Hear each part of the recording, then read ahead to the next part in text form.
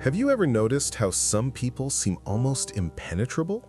You can talk to them for hours, share a story, even show vulnerability yourself, and yet they never really let you in. Their face stays calm, their voice steady, and you get the feeling there's a whole world of emotions locked behind a door you don't have the key to. Now here's something interesting. The very people who hide their emotions so well aren't necessarily cold or uncaring. They often feel things more deeply than most of us realize. The paradox is that the strength they show on the outside can come with a quiet cost on the inside. Think about a moment you've seen someone cry privately, or laugh in solitude, or quietly fume over an injustice without showing it to anyone. For many people, these private emotional experiences are routine, a part of how they navigate the world. Psychologists refer to this tendency as emotional concealment, and it's more than just a habit, it's a cognitive strategy, a learned way of managing vulnerability. Some people adopt it from childhood, growing up in environments where showing emotion felt unsafe or unpredictable. Others learn it as a survival mechanism in high-pressure workplaces, competitive social circles, or relationships where expressing feelings might have been dismissed or punished. Now here's the fascinating part. Hiding emotions doesn't mean a lack of emotional intelligence. In fact, quite the opposite can be true. Studies consistently show that people who conceal their emotions are often highly attuned to social cues. Their prefrontal cortex, the part of the brain responsible for planning, social judgment, and self-control, is usually very active. This heightened activity allows them to monitor their surroundings, anticipate reactions, and regulate what they show. Essentially, their brain is constantly running a quiet audit. If I express this, how will it land? Is it safe? What could happen next? While this may appear reserved or distant to outsiders, it's actually a sophisticated form of emotional processing. Let's bring this closer to home. Picture someone at a dinner party. Everyone is laughing, telling stories, and sharing opinions freely.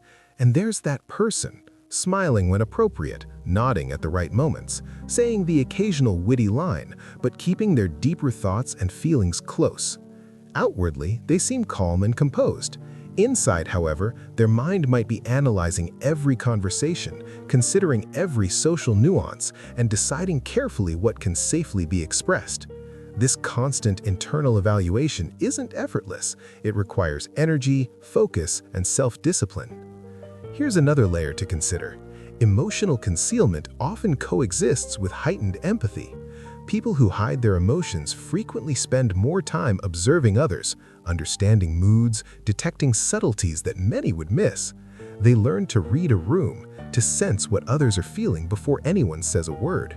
Their insight can make them excellent friends, partners, and colleagues because they understand emotional dynamics intuitively. But, and this is the catch, being able to perceive so much while holding back your own feelings can also be exhausting. The very skill that allows them to navigate social environments so successfully is also what quietly drains them. Now, some might ask, why not just express emotions? Why keep them hidden? Cognitive psychologists explain this with the concept of self-protective regulation. When the brain anticipates potential social consequences, rejection, judgment, or misunderstanding, it can trigger a mental filter. This filter suppresses the outward expression of feelings while the internal experience remains intact.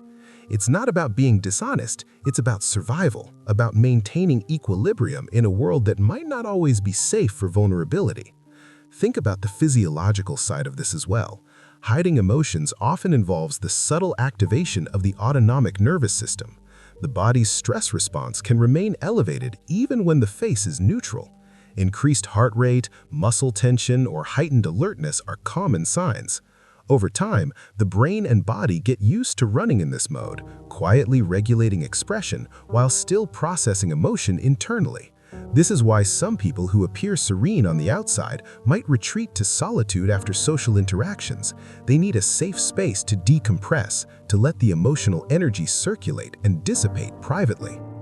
Here's the paradox again. People who hide emotions are often more sensitive, more self-aware, and more socially intelligent than many realize, yet society frequently misinterprets them. Calmness can be read as indifference, composure as coldness, and restraint as disinterest.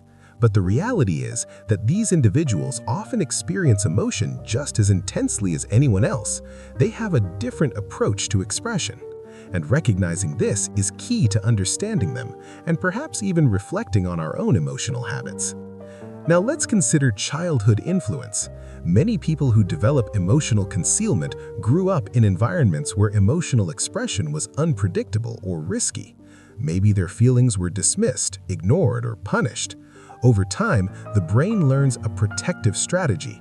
If expressing vulnerability leads to discomfort or danger, it's safer to manage emotions internally. This adaptation, while highly functional in that context, can follow them into adulthood. Even in safe environments, the habit persists because the neural pathways are well established. In other words, it becomes a deeply ingrained cognitive and emotional pattern. But hiding emotions is not purely defensive. It can also be strategic. People learn that showing restraint can increase credibility, trust, or influence. In leadership roles, for example, displaying composure under stress communicates confidence and control. In personal relationships, measured expression can prevent conflicts from escalating. From a psychological standpoint, this ability to calibrate expression is a sophisticated social skill, blending self-regulation, empathy, and timing. Here's something interesting to think about. The act of hiding emotions doesn't eliminate them, it shapes the way they are experienced. People often engage in internal dialogues, mental rehearsal, and reflective processing to manage what they feel. They might write in journals, create art, or simply spend time alone to explore and understand emotions privately. In this sense, emotional concealment fosters deep introspection, awareness, and a nuanced understanding of human experience. But again, the flip side is that prolonged suppression without outlets can increase stress and reduce emotional well-being over time. Now let's reflect on relationships. People who hide emotions are not incapable of intimacy. They often form very strong, selective bonds. Their connections are usually built on mutual understanding, trust, and patience. They may not share feelings immediately or overtly, but when they do, the depth and thoughtfulness are striking. This selective expression ensures that emotional energy is invested wisely, reinforcing relationships that are meaningful rather than superficial. The paradox is that the more they carefully manage emotional output, the more impactful and genuine their expressions become. And here's a final insight. Hiding emotions is not inherently a flaw. It's a psychological adaptation, a strategy, and sometimes even a strength. The challenge is balance, acknowledging and processing emotions internally while finding safe avenues for expression that support mental health. Therapies like cognitive behavioral therapy, mindfulness, and emotional regulation techniques often focus on helping individuals recognize this internal processing and develop ways to express emotions safely without overwhelming themselves or others. So what does this tell us about the human experience? It tells us that expression and experience are not always the same. People who seem reserved or controlled may feel everything more intensely than you imagine.